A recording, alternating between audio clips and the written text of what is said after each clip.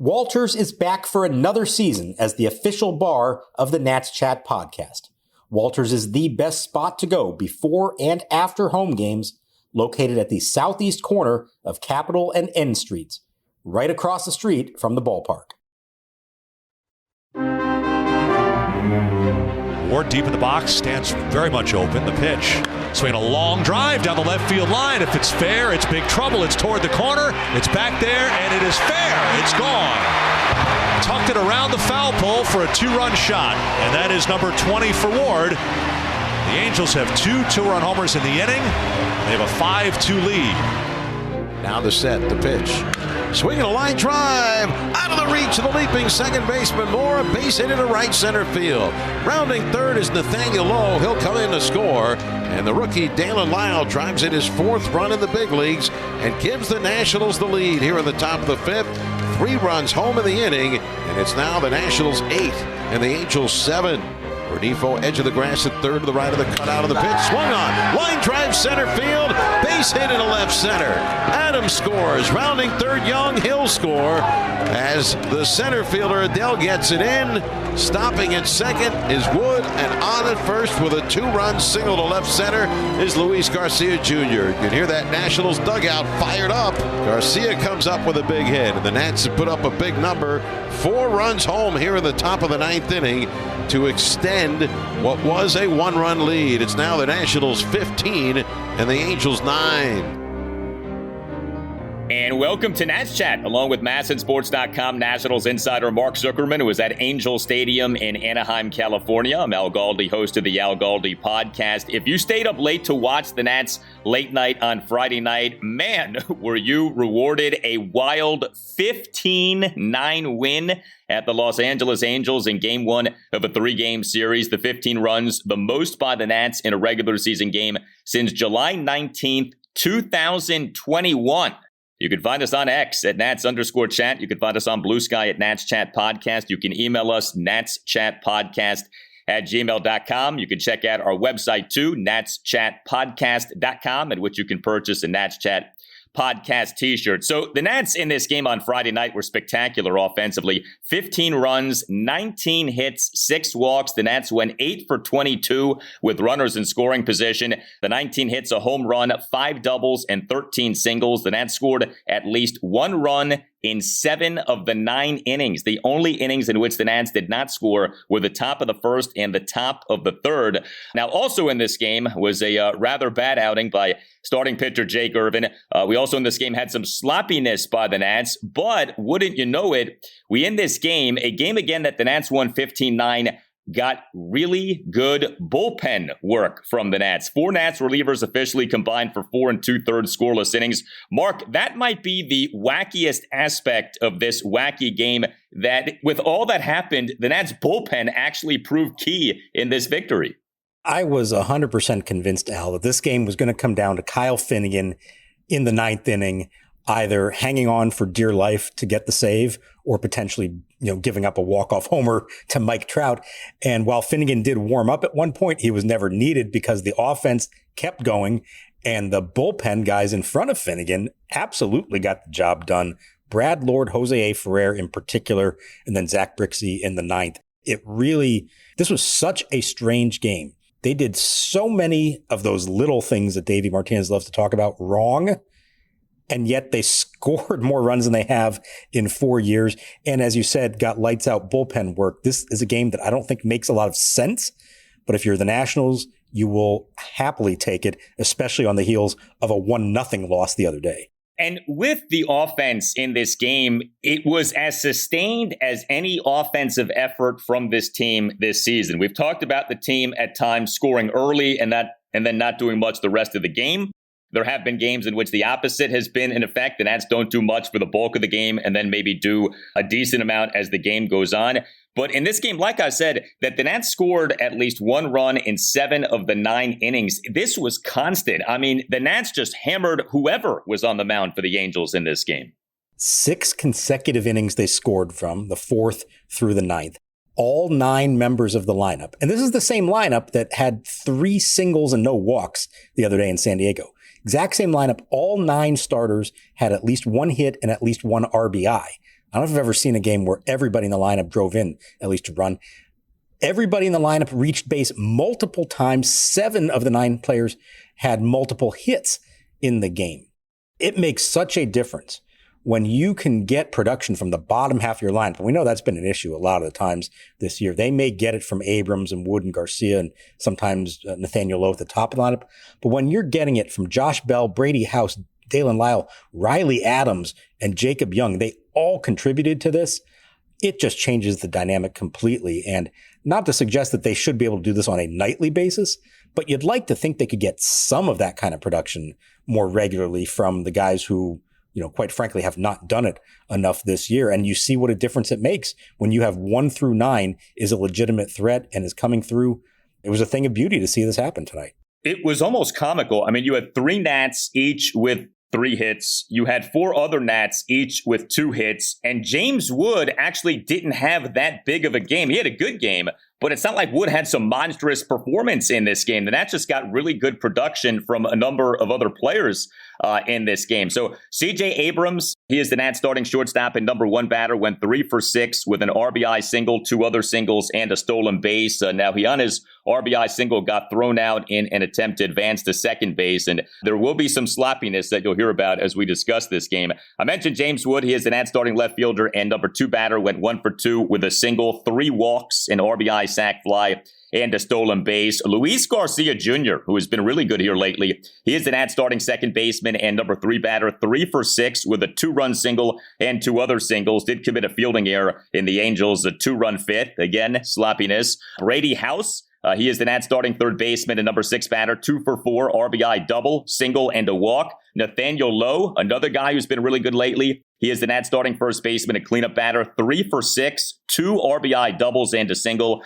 And Josh Bell, he is the Nats starting DH and number 5 batter, 1 for 4 with a 2-run homer, 2 walks, and an RBI ground out. And there are others who I could highlight here, but man, up and down, you saw production. I did want to ask you about Nathaniel Lowe. So he was good early in the season, then really slumped. He really has come on here lately. We've talked about James Wood and C.J. Abrams and the months of June that those two have been having. But it's been really encouraging to see Lowe produce as he has been producing over the last, say, week or two.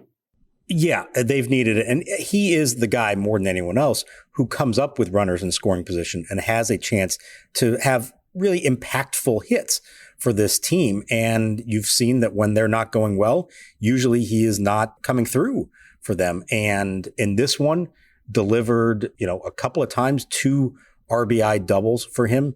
He's now got 54 RBI through game 82. So do the math. That's well over 100 RBI pace.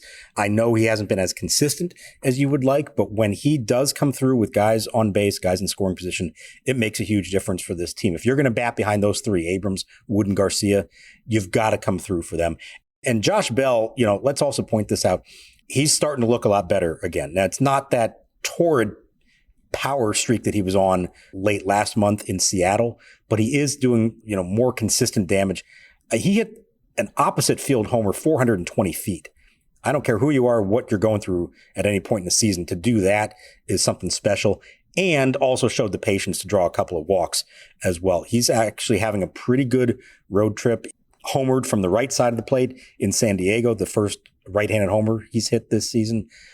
It's, too late for him to salvage the whole season that he's had. And obviously he has not delivered for them anywhere close to what they needed. But again, you see what a difference it makes if he's the guy batting 5th in this lineup. When he does come through in some big spots, it makes a huge difference for them. Did a good job in this game for sure. And I mentioned Brady House doing well. You talk about production from the bottom of the order. The Nats number 6 through 9 batters in this game. Brady House, Dalen Lyle, Riley Adams, and Jacob Young. Each guy registering 2 hits. Those 4 guys going combined 8 for 19 with a walk in this game. So very nice to see that. And, you just say to yourself, boy, if you could just sort of capture this, put it in a bottle, and down it whenever the offense is struggling, man, would that be nice. But we know that that is not something that we can do, technologically speaking, at least not yet. No, you can't. But I think especially for guys like House and Lyle, who, we're still talking about them having played fewer than 20 games apiece in the big leagues, these kind of performances matter. And, Brady House ends up with the game-winning RBI in this one, the RBI double when it was 9-9 in the 7th inning. That's a huge at-bat for him to come through. For Lyle to come through in a couple of clutch spots as well is important, I think, for him. They're going to have their ups and downs as young players who are still learning in the big leagues, but the more of these kind of moments they have, I think the more it helps them when they get into that situation again. Game on the line late, you can kind of revert back to those moments when you did come through, and it provides some kind of confidence that maybe you wouldn't have had previously. They've both had their moments. They've both struggled. The overall numbers maybe don't look great so far for them, but I think a game like this can help the two of them tremendously as they, advance forward here in their big league careers.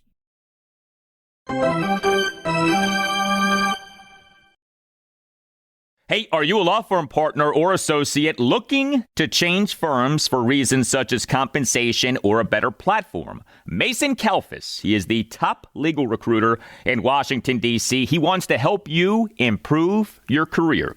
Mason Kalfas specializes in working with partners in the D.C. area in various regulatory areas such as antitrust, securities, energy, and banking. When you select a legal recruiter, you want someone to go to bat for your career who cares about you and your goals.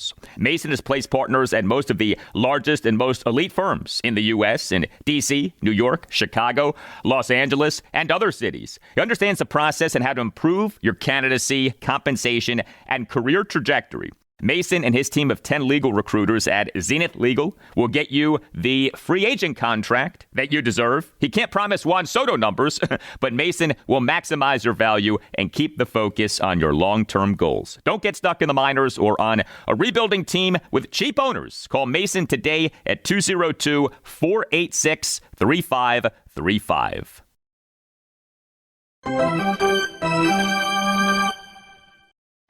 Now the pitch. Swing and a high pop-up. Center field. This should do it. Jacob Young to his right there, and he makes the catch for the out. A Curly W in the books here in Anaheim as the Nationals get back into the win column with an offensive outburst tonight. Final score, the Nationals 15, the Angels 9. Now, regarding the sloppiness in this game, a proper assessment of this game does include at least mentioning the sloppiness. And it was something if you watch this game. So, we've already hit on some of the main items of sloppiness. You had Luis Garcia Jr. fielding error in the Angels' 2-run fit. You had C.J. Abrams getting thrown out in an attempted advance to second base on his RBI single. You had Dalen Lyle getting picked off. It was maddening at times watching this game. Now, as the game went on and the Nats kept, piling on runs, you sort of were able to relax a little bit. But clearly, this was not a technically proficient outing in terms of the Nats doing all the things that a proper baseball team should be doing. Not even close. Let's add Jacob Young with a very ill-advised throw to the plate, allowing the trailing runner to take second. He wound up scoring too.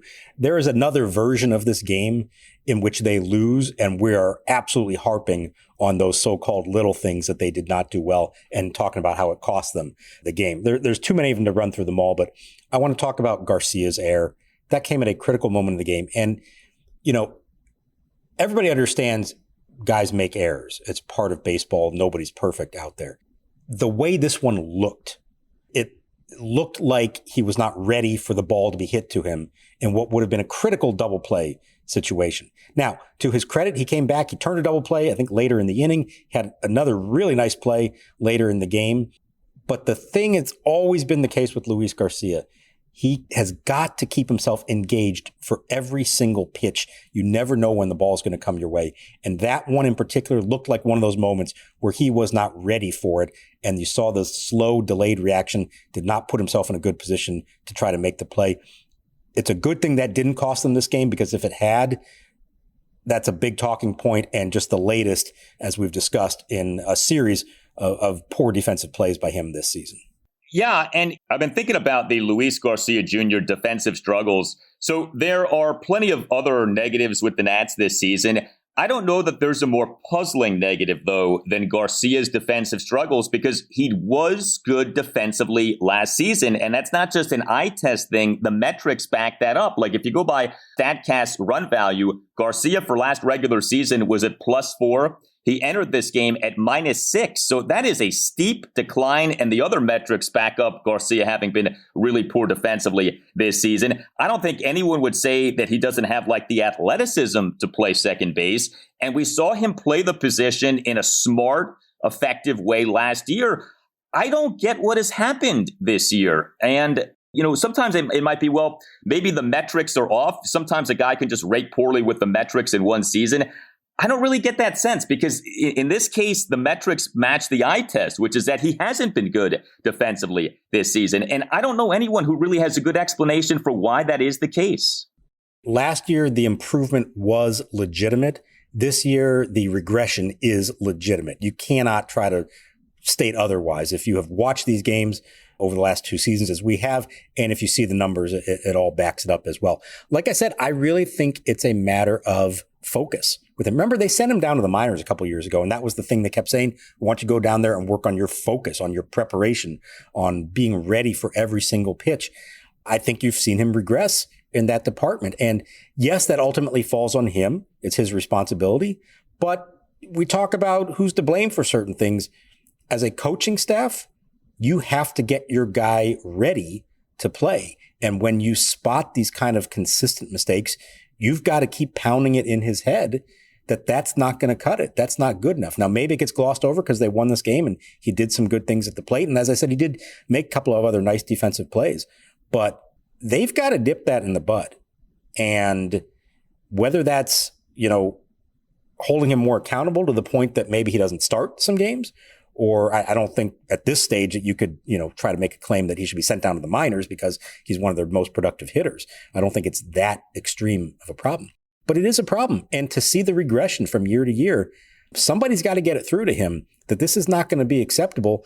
And he's playing his way out of that position in the long run.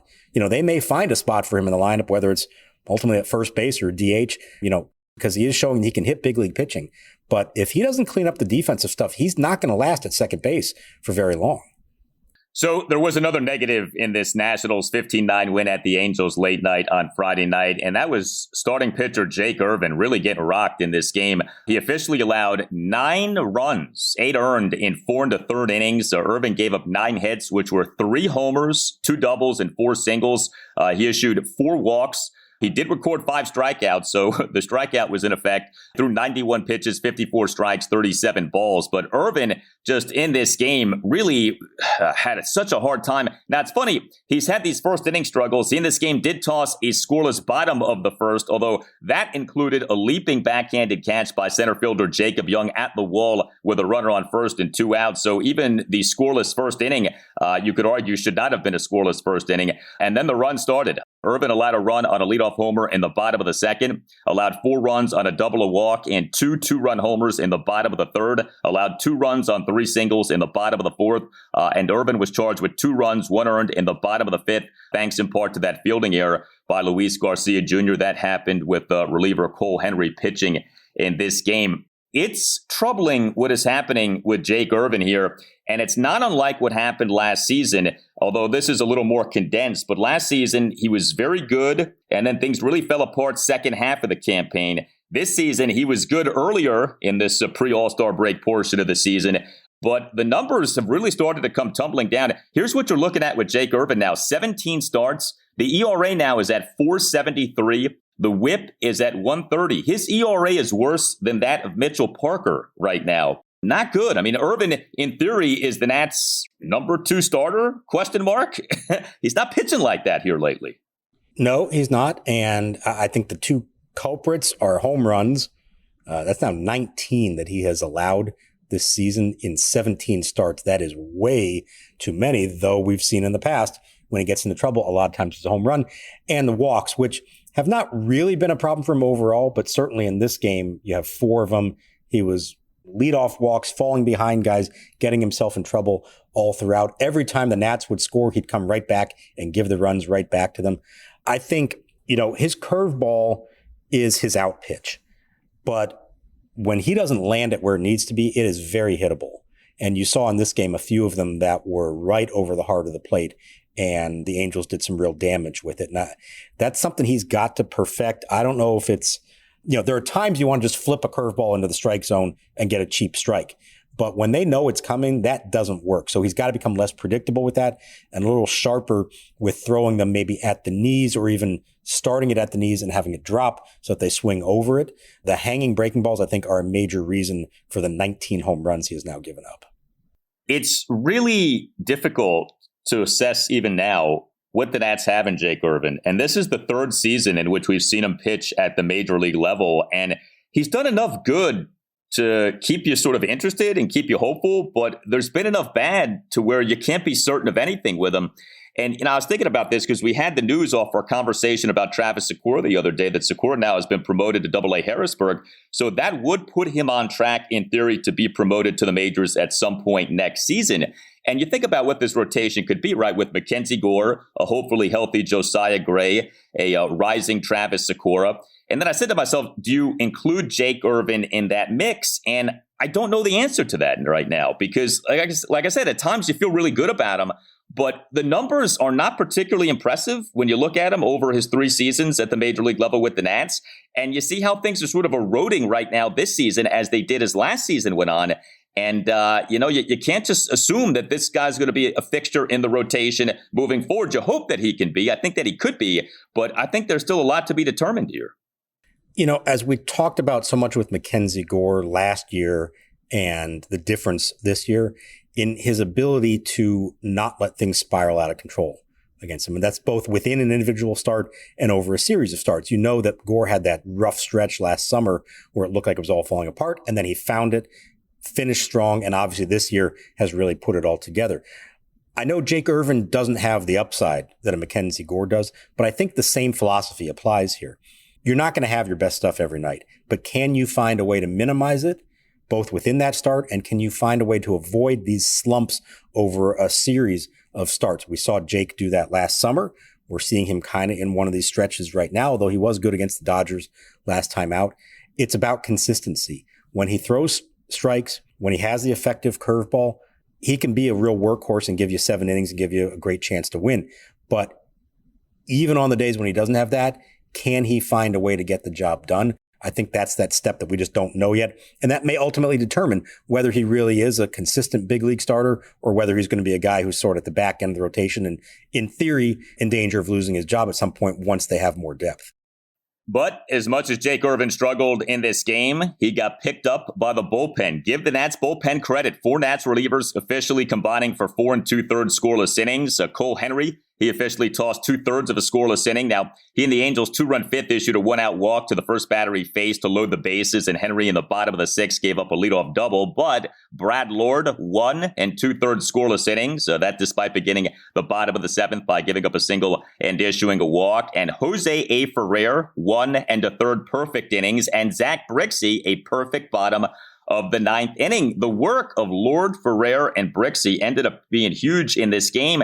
And, this was a game in which, look, you didn't need necessarily sparkling work from the bullpen to win. You just needed a few zeros to be put up there with the way the Nats were hitting. And the Nats got more than enough zeros from this bullpen. So really good work in a game in which the Nats' best reliever, Kyle Finnegan, did not pitch. They completely changed the narrative of the game, those guys. And I'm not sure anybody really expected that would be the case. I'm really impressed with what Brad Lord has done. We talked about, where is he in the long term? What is his role? Is he a starter? Is he a long reliever? Is he a late inning reliever? Would he be better served at AAA, pitching every 5th day? He has really settled into this bullpen role and probably at the moment has been their most consistently effective guy. Cole Henry's in a slump right now after a great stretch of dominance from him. Lord is coming in with guys on base and getting out of it. He's giving them multiple innings. He threw 36 pitches in this game. He has a very even-keeled approach that I think suits him well to the role. He doesn't get too high, doesn't get too low. The stuff may not be phenomenal, but he finished this outing with a 96-mile-an-hour fastball to Zach Neto, who was pinch hitting in a big spot in the game. It was still close at that point. So he found the ability to kind of hump it up when he needed to do that. I think he's really learning on the fly what it takes to be an effective high-leverage reliever. And for someone that we thought going into the season might be, their number 4 or 5 starter, that he is finding his way here in the bullpen like this. It's been really important for them. And he may fashion an entirely different career as a result of this than maybe we thought. We'll see where it goes beyond this year. Right now, they need him in their bullpen pitching important situations. So good on him for coming through in those spots. Yet you wonder, he's been so good. Does that make it more likely he gets used as a starting pitcher or less likely because he's thriving in this role? LinkedIn Jobs is here to help small business owners with that crucial step of making the right hires. LinkedIn makes it easy to post your job for free, share it with your network, and get qualified candidates you can manage all in one place. Here's how it works. Simply post your job, and LinkedIn's new feature can help you write job descriptions and then quickly get your job in front of the right people with deep candidate insights. You can either post your job for free or pay to promote it, and promoted jobs get 3 times more qualified candidates. Find out why more than 2.5 million small businesses use LinkedIn for hiring today. Find your next great hire on LinkedIn. Post your job for free at linkedin.com/natschat. That's linkedin.com/natschat to post your job for free. LinkedIn.com/natschat. Terms and conditions apply.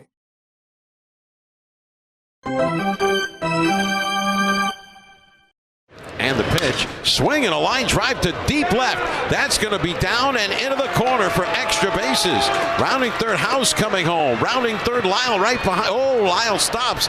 Held up by the third base coach, Ricky Gutierrez, and back to the bag at third. He had to make a hard turn and then held him up. Riley Adams at second base with a double, drives in a run.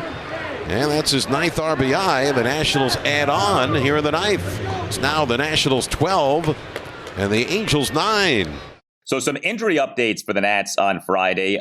The Nats have transferred catcher Keibert Ruiz from the 10-day injured list to the 7-day concussion injured list. It was this past Tuesday night, June 24th, that the Nats announced having put Ruiz on the 10-day IL with a head contusion. And we talked at the time about, lots of times you get hit on the head, you get put on that concussion injured list, but presumably he was not put on that because it was determined that he did not have a concussion. Well, the Nats on Friday evening announcing the transferring of Ruiz to the 7-day concussion injured list, and he actually now is eligible to come off whatever IL he's on sooner than was the case with him on the 10-day IL. So I don't know that you say it's good news that he has a concussion, but from an availability standpoint, this is good news and that he could be back sooner than we thought. If he passes the test, and that's the important qualifier there, and he's going to continue to be tested. And, there's a very strict protocol that MLB has when it comes to this IL. The Nats just can't say, oh, okay, 7 days are up, you're back. No, a doctor has to clear him for it. But the fact that he is taking some swings, he says he's been feeling better. He was still dealing with headaches for a day or two after the incident, and that's what made them have him re-examined, and that's where the concussion diagnosis finally came from. So we got several days to go, but maybe this turns out to be not as bad as you hoped. The real thing, though, with him, and they talked about this today, is he's going to have to get behind the plate, put on the gear, catch a bullpen session, kind of do the movements, especially with your head, that you have to do in the course of a game, and make sure that everything is still all right. So there's going to be a series of tests, both the medical tests, but also the baseball kind of tests that he's got to pass. If that all goes well, in theory, he could be activated as soon as Tuesday when they come home to open the homestand. My sense is they're going to be really careful with him, knowing what he's been through. He said it himself, as we discussed the other day. He's pointing out he's got 2 young children. He does not want to do anything that could jeopardize himself in his career and his long-term health. So I think they will be careful with it, but interesting, but not necessarily surprising that we have the change in diagnosis and the change in ILs that he's on. And we are seeing Riley Adams as pretty much the every game catcher right now. And Adams actually doing a pretty decent job offensively, but we have not seen Drew Miller start a game since he was brought back up from AAA. Meantime, the nightmare of a 2025 for the Nats' most utilized reliever from last season, Derek Law, continues. So Law has been on the 15-day injured list since March 26th, retroactive to March 24th due to right forearm inflammation. He's in the midst of a minor league rehab assignment. His most recent outing did not go well, and he now has been shut down due to forearm soreness. Not good news, clearly, as we continue to await the 2025 regular season debut here of Derek Law. Yeah, look, his last outing, it was Wednesday for Rochester. It did not go well. It was 1 inning, 3 runs on 4 hits, gave up a home run. The velocity was down. And then the real concern is that he, the next day, said that his arm was sore again. So not recovering, from pitching the way that he needs to be on an active roster. And so the Nats said, all right, shut you down for the weekend. There were plans for him to pitch again. They're going to say, nope, not going to do that. On Tuesday, they're going to have him try to throw again. If it goes well, in theory, he could pitch on Wednesday. I think you have to have a lot of skepticism at this point about whether it's going to go well. And even if he does come back to pitch, about how he's going to recover from that. I don't want to jump to conclusions here, but this has been a couple of times now that he's tried to ramp things up since spring training, and it has not worked to this point. You hope that this isn't something that's going to end with some kind of recommendation for surgery, or that there's a structural damage in any way. All the previous tests that I had heard about back at the beginning of the year showed that there wasn't anything like that. But clearly something is not working, is not, operating correctly in his arm, that he keeps having the same issue. They were very careful this time around. They brought him along slowly, built him up really slowly, and it still comes up again. That's a major concern to me. And for a guy who was so important to them last year, 75 appearances, 90 innings out of the bullpen. They have sorely missed him this year, and we'll see where this goes.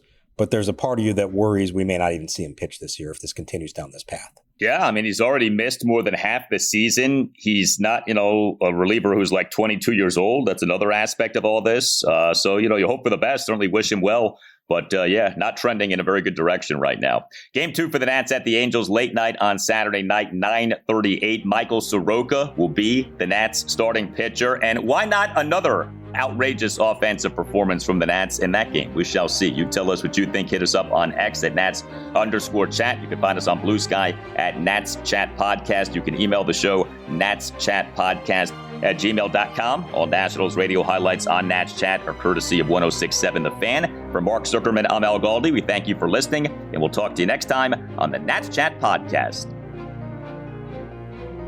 Abrams at short, House at third, straight up. Runner goes, swinging a fly ball deep center. Back goes Jacob Young to the warning track at the wall. He leaps, and he makes the catch right up against the 396-foot marker at the top of the 8-foot wall. Jacob Young does it again, going back with an elite play by an elite center fielder.